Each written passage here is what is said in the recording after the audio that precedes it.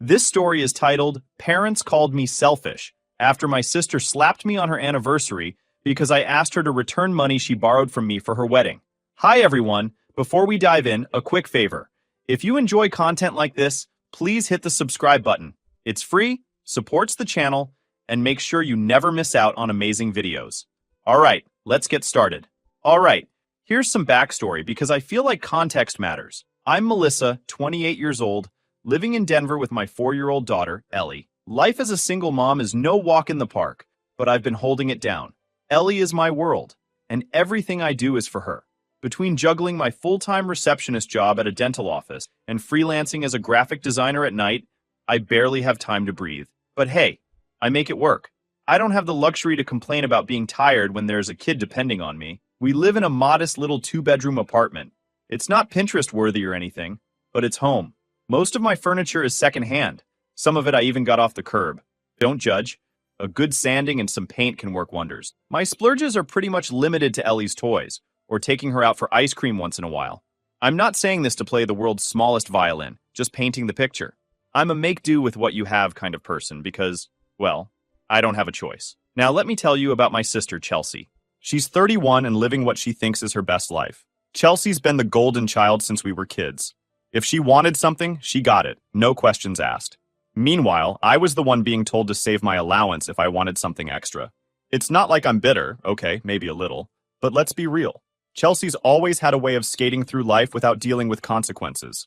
Growing up, Chelsea was the one who got everything handed to her. She wanted dance lessons? Sure. Quit after a month? No problem. Needed a new car at 16? Done. She's never really known what it's like to hear no or have to make sacrifices. My parents would bend over backward to make sure Chelsea had everything she wanted, while I got the usual "you're the responsible one" lecture and maybe some socks for Christmas. Again, not bitter, but you get the vibe. Meanwhile, I'm over here busting my butt to make ends meet. My mornings start at 6 a.m., getting Ellie ready for daycare and squeezing in some freelance work before heading to the office. I pick her up after work, make dinner, and spend whatever time I can with her before diving back into my freelance projects once she's asleep. It's exhausting, but seeing Ellie smile makes it worth it. There's this one thing about being a single mom that people don't talk about enough. The constant pressure. I don't have a safety net. Every dollar I spend is calculated. If my car breaks down, it's on me. If Ellie gets sick and I have to miss work, that's my paycheck taking a hit. That emergency fund I worked so hard to build, it's not just a cushion. It's my lifeline. So, yeah, when someone says they'll pay me back or keep their word, I take that seriously. I've never asked for handouts, and I've never wanted to be a burden on anyone. That's why I started freelancing in the first place. The extra income isn't just a nice to have, it's how I make sure Ellie has a future. I dream about things like sending her to a good school, taking her on a real vacation one day, or maybe even saving enough to buy a little house where she can have her own yard. Simple stuff, right? But when you're doing it all on your own, even those small dreams feel so far away.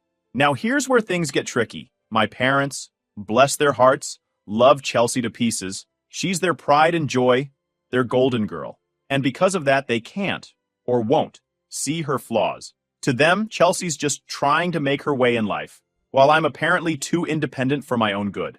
I've heard that one more times than I can count. If Chelsea's having a rough patch, they're the first to jump in and fix it. When I was struggling after Ellie was born, though, their advice was more like, "You're strong, Melissa. You'll figure it out." And I did, because I had no choice. But it's hard not to notice the difference in how we're treated.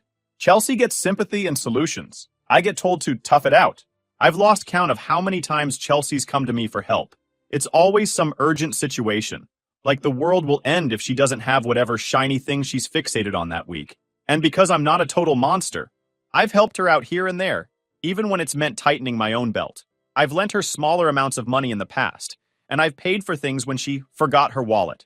Each time, she swears she'll pay me back or return the favor. But surprise, she never does. If you're wondering why I keep helping her, trust me, I've asked myself the same thing. Part of it is guilt. Growing up, I was always told to take care of your little sister. Even though she's older than me, the dynamic never really shifted. The other part? I guess I hoped that one day she'd finally grow up and realize the world doesn't revolve around her. Anyway, this is my life. Me, working nonstop to give Ellie a good future, while Chelsea floats through hers like it's one big party. I've stayed quiet about it for the most part, but there's only so much a person can take before something has to give. And trust me, things were about to get a whole lot messier. Chelsea's wedding 2 years ago felt more like a Hollywood production than a family gathering. I'm not exaggerating when I say it could have been pulled straight from the pages of a luxury bridal magazine. The venue was this insane mountaintop resort with sweeping views of the valley, the kind of place that screams money. The flowers? Flown in from some fancy shop out of state. And Chelsea's gown? Custom designed, of course, with layers of silk and lace that looked like they'd cost more than my annual rent. My parents, predictably, footed most of the bill. They'd been saving for Chelsea's wedding since she was a kid, apparently. Meanwhile, I didn't even get help paying for Ellie's daycare. But whatever. It wasn't a competition, right? Or at least that's what I kept telling myself. But even with my parents throwing money at her dream wedding, Chelsea decided it wasn't enough. No, she had to have a specific photographer, someone she found on Instagram who was apparently the best in the business. This photographer charged $7,000. That's right, $7,000 for photos. My parents, shockingly, said no. So, of course, Chelsea came to me. She didn't just ask me for the money. She guilt-tripped me into it. I remember sitting across from her at one of her favorite coffee shops, a place where a single latte cost as much as my weekly grocery budget. She was all dolled up, wearing some designer coat and perfectly manicured nails, looking like she didn't have a care in the world. "Melissa, you have to help me," she whined, her voice dripping with fake desperation. "This is my one big day. Everything has to be perfect." I sipped my plain black coffee, trying not to roll my eyes. "Chelsea, $7,000 is a lot of money. I don't know if I can just lend you that much." Her face immediately twisted into the kind of pout she's been perfecting since we were kids. "You're the only one I can count on. Mom and Dad don't get it. They think any photographer will do. But this is my wedding. These are memories I'll have forever." I wanted to say no. I should have said no. But then she hit me with the promise. "I swear I'll pay you back in a month. I promise, Melissa. You know I'd do the same for you if you needed it." That was a lie, and I knew it. Chelsea's track record for keeping promises was about as reliable as a used car with a bad engine. But she was family, and part of me felt like I didn't have a choice. If I said no, I'd be the bad guy. It wasn't like I had a secret stash of cash lying around. That $7,000 came straight out of my emergency fund, the money I'd saved for Ellie and me in case of, well, emergencies. But Chelsea made it sound like this once-in-a-lifetime thing, and I didn't want to be the reason her dream wedding fell apart. So I wired her the money, telling myself it was just a loan, not a gift. The wedding itself was just as over-the-top as you'd imagine. Everything was perfect, or at least it looked perfect. The mountaintop resort was decked out in white roses, the string quartet played softly in the background, and Chelsea looked like a movie star in her custom gown. The famous photographer she just had to have was there, of course, snapping away like the paparazzi. They took photos of everything. Her, Eric, the cake, even the guests, most of whom were probably wondering why the photographer kept telling them to act natural. Meanwhile, I sat at one of the back tables, trying to enjoy my overcooked chicken, and wondering if I'd made a huge mistake. The whole thing felt so excessive. I couldn't help but think about how much that $7,000 could have done for me and Ellie. But I told myself it was fine. Chelsea promised to pay me back in a month, and I had to believe she would. Then came the honeymoon. While I was at home juggling work, daycare pickups, and freelance deadlines, Chelsea and Eric were living it up in Bora Bora. 3 weeks of overwater bungalows, candlelit dinners on the beach, and private snorkeling excursions. The photos she posted were beautiful, sure, but every time I saw one, I felt a knot in my stomach. It's not that I didn't want her to enjoy her honeymoon, it's just, how could she afford a trip like that and still owe me $7,000? I decided to let it slide for a bit. Weddings are expensive, honeymoons even more so, and I figured Chelsea probably needed time to settle back into life. But when 2 months passed and I still hadn't heard a word about the loan, I decided to reach out. I sent her a casual text. "Hey, just checking in about the $7,000. Let me know when you're able to send it over." Her reply came the next day. "Oh, things are tight right now, but I haven't forgotten. Don't worry." That little smiley face at the end almost made me throw my phone. Tight? Really? She just spent 3 weeks in Bora Bora and had the nerve to tell me things were tight? But I didn't say anything. I figured maybe she really did need more time. Over the next few months, Chelsea's Instagram was like a highlight reel of her ridiculously lavish life. First, there was a weekend trip to Napa Valley, complete with cheese boards that probably cost more than my car payment. Then it was a beach vacation in the Bahamas, where she and Eric posed under palm trees and captioned their photos with things like, "Work hard, play harder." Work hard? Chelsea didn't work at all. And it wasn't just the vacations. Every time I visited her house, there was something new. A fancy espresso machine in the kitchen, a brand new sectional sofa in the living room, even custom collars for her dog, Duke. Meanwhile, I was over here counting pennies to make sure Ellie had what she needed. I brought up the loan again during one of our phone calls. Chelsea, I noticed you've been traveling a lot lately.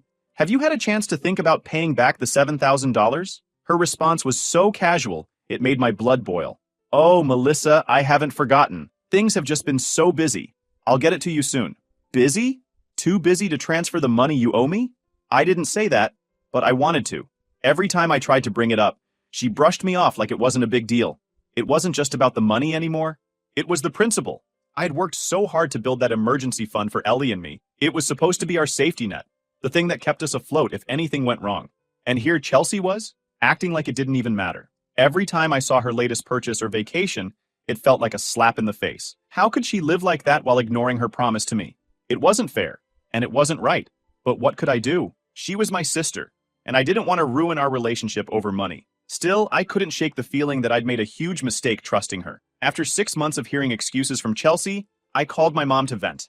I thought she'd at least try to talk to Chelsea, maybe push her to keep her promise. Instead, Mom immediately jumped to Chelsea's defense. Melissa, she's under a lot of pressure right now, Mom said, as if I hadn't just spent 5 minutes explaining how Chelsea was spending money on everything but paying me back. Pressure? I asked.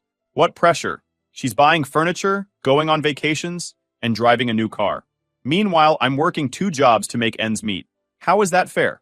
Mom sighed like I was being unreasonable. She and Eric are trying to build their life. You know how hard it is to start out as a young couple. Mom, I'm raising Ellie on my own, I shot back. I don't even have the option of buying new furniture or going on trips.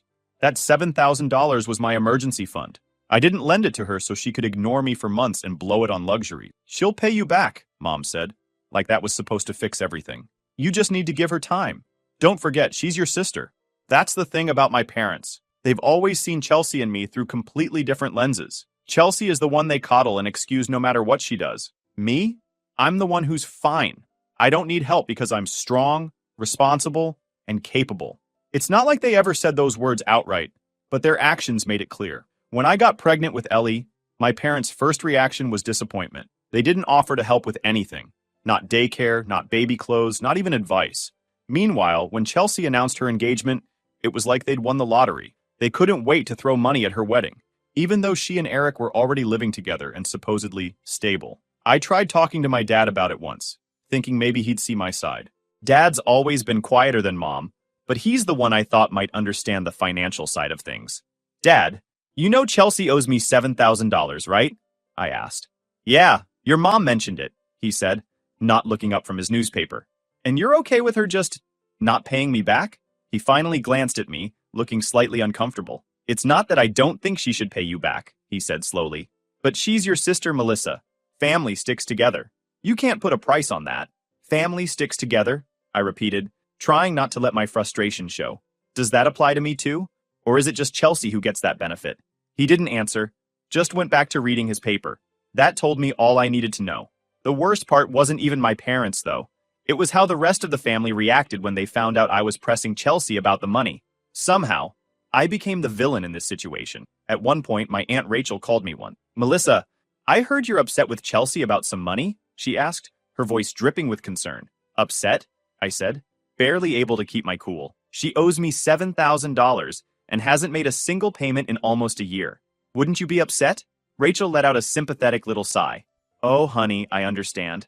But you have to think about what Chelsea's going through. A new marriage, a new house.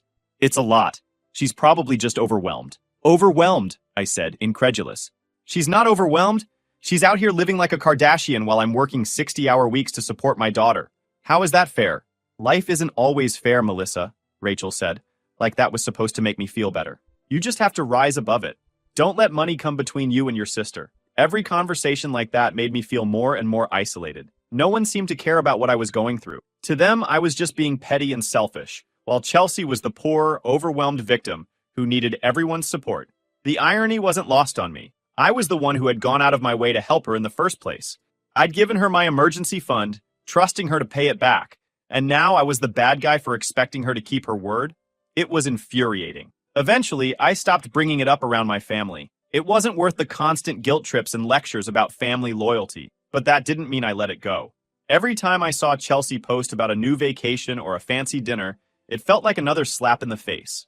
I was done playing the role of the understanding sister. If she thought I'd just roll over and forget about the money, she had another thing coming. Chelsea and Eric's one-year wedding anniversary dinner was set at one of those ridiculously overpriced restaurants downtown. The kind of place where they serve bread in tiny baskets and call it artisan. My parents, of course, thought it was the perfect spot to celebrate their perfect couple. When they called to invite me, it wasn't even a question, it was a command. "Melissa, you have to come," Mom said. "It's important for the family to be together." I didn't want to go, at all. But I also didn't want to hear another lecture about how I was the one tearing the family apart, so I reluctantly agreed. I threw on the nicest dress I owned, which wasn't much compared to Chelsea's closet full of designer outfits, grabbed my coat, and drove downtown, already regretting my decision. The restaurant was exactly what I expected. Dim lighting, candles on every table, and waiters who looked like they moonlighted as fashion models. I walked in and immediately spotted Chelsea, holding court at the center of the table, laughing loudly and soaking up the attention. She looked flawless, of course, in a sleek black dress and a diamond necklace that I'm sure wasn't cheap. "Melissa, you made it," Mom beamed as I sat down. "Isn't this place lovely?" Chelsea picked it out herself. "Yeah, it's nice," I mumbled, taking my seat and eyeing the menu. One glance told me I wouldn't be eating much. Everything cost at least double what I usually spent on groceries. Chelsea, meanwhile, was in her element. She was basking in the praise, telling everyone about how amazing her first year of marriage had been. Eric chimed in occasionally, nodding along like a dutiful husband. But mostly it was Chelsea's show. "We're so lucky," she gushed, raising her glass. "This past year has been incredible. We've traveled, renovated the house, and just really built something special together." I sipped my water and tried not to roll my eyes. Lucky, that's one way to put it. Another way would be to say she was living off money she didn't have, including mine. The night dragged on, and with every toast and every compliment Chelsea received, my frustration grew. I could feel it bubbling up inside me, threatening to spill over. I hadn't planned to bring up the money. Not tonight, not here. But sitting there, listening to her talk about her amazing life, I couldn't stay silent any longer. As dessert was being served, I finally spoke up. "Chelsea," I said, keeping my voice as calm as I could. "We need to talk about something." The table went quiet. Chelsea glanced at me, her smile faltering just slightly. "What is it?" "It's been over a year since your wedding," I said. "When can I expect you to pay me back the $7,000 I lent you?" The silence that followed was deafening. All eyes turned to Chelsea, whose face went from mildly amused to visibly annoyed. "Melissa," she said, her tone sharp, "this is not the time or place to talk about that." "Well, when is the time, Chelsea?" I shot back. "Because every time I bring it up, you brush me off.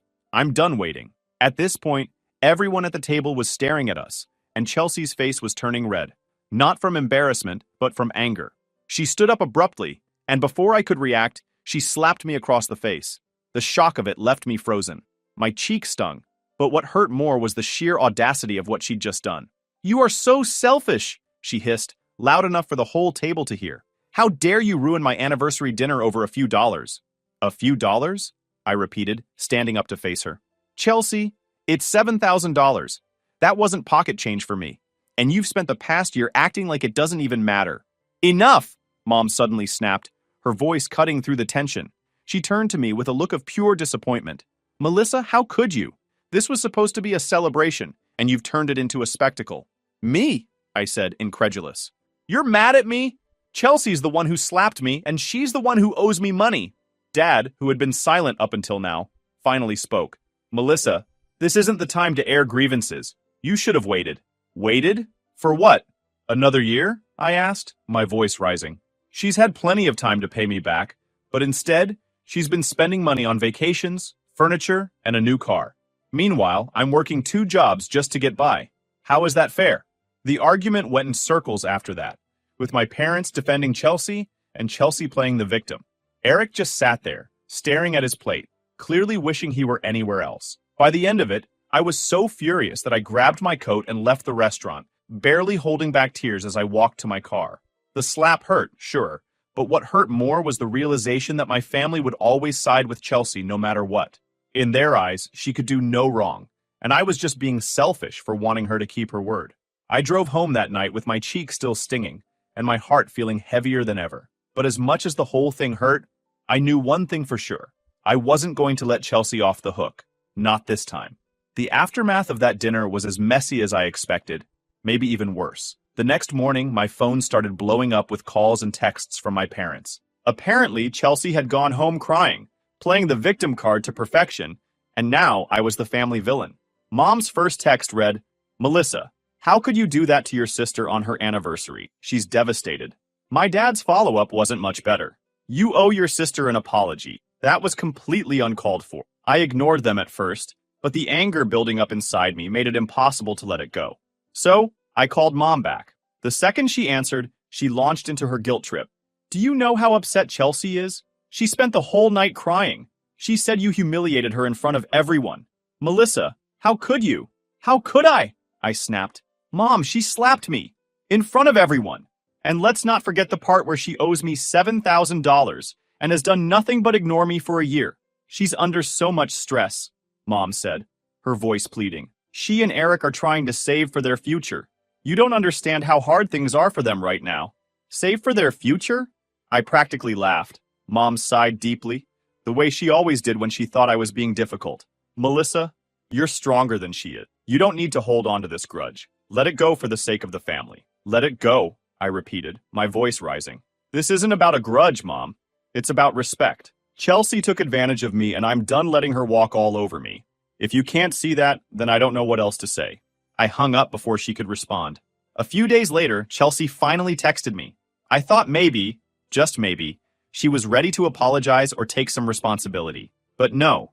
Instead, I got, "Melissa, I don't know why you're so obsessed with the money.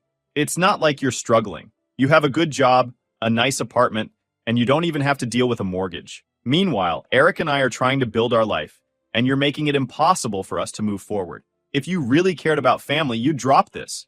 I stared at my phone in disbelief. Obsessed? Obsessed?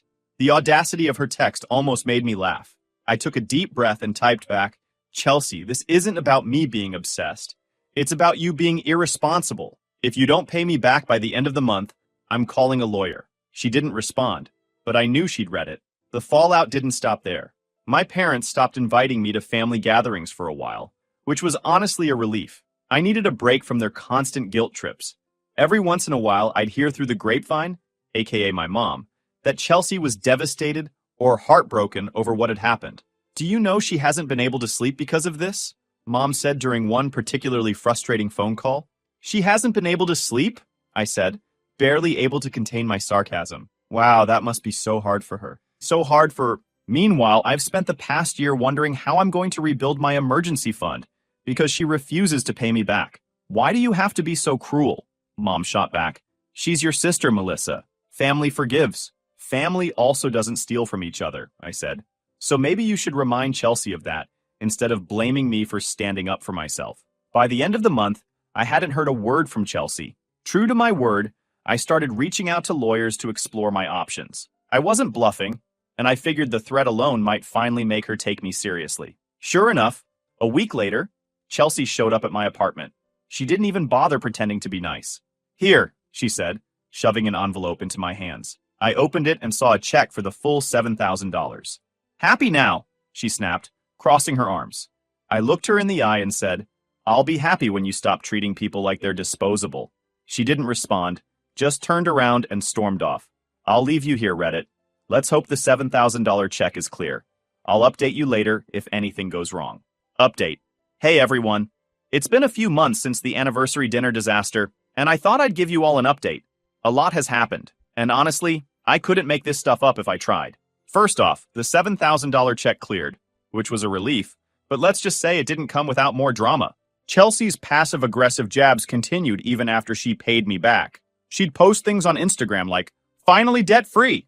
Some people just can't be happy for you," or "When you're too successful, they call it entitlement." Clearly, those were aimed at me, but I didn't take the bait. I figured if she wanted to make herself look ridiculous, that was on her. A few weeks ago, I got a call from Eric. At first, I thought it was a pocket dial because, let's be real, Eric never calls me. But no, it was very much intentional. He sounded nervous, stumbling over his words, and finally blurted out, "Melissa, I just wanted to apologize for everything that's happened." I was stunned. Eric wasn't exactly known for taking a stand, so this was unexpected. "Apologize for what?" I asked. "For Chelsea," he said. "I didn't know the whole story until recently. She told me she'd already paid you back months ago. I only found out the truth after the anniversary dinner. Apparently, Chelsea had been lying to Eric. She told him she paid me back shortly after the wedding and that I'd just been harassing her for more money out of jealousy. Eric believed her. Why wouldn't he? But after the dinner, he started putting the pieces together. I'm really sorry you had to go through that, he said. If I'd known, I would have stepped in sooner. It was nice to hear, but also infuriating. I told him, look, I appreciate the apology, but this isn't just about the money. It's about her complete lack of respect for me, or anyone really. Eric agreed, and then he dropped the big news. He and Chelsea were having issues, big ones. He didn't go into too much detail, but it was clear that her spending habits and constant lies were taking a toll on their marriage. The drama didn't stop there. Last week, Chelsea tried to throw a fancy housewarming party to show off some new renovations. She invited pretty much everyone in the family, except me, obviously. But word got out that her bank account was practically empty because she maxed out all her credit cards on the renovations. Apparently, the party ended up being a total disaster. The catering service canceled last minute because her payment bounced, and she had to explain to her guests why there was no food. Some of the family finally started seeing through her perfect facade, and let's just say her reputation took a major hit. I wish I could say I felt bad for her, but honestly, she brought it on herself. As for me, life's been looking up. Without the stress of that loan hanging over my head, I've been able to rebuild my emergency fund and focus on Ellie and myself. I even started taking a few weekends off work to spend more time with her, which has been amazing. Chelsea and I haven't spoken since she dropped off the check, and I'm fine with that. Some relationships aren't worth saving, even if they're family. I cut ties completely with my parents as well. Thanks for reading, and for everyone who supported me through this. You're the real MVPs.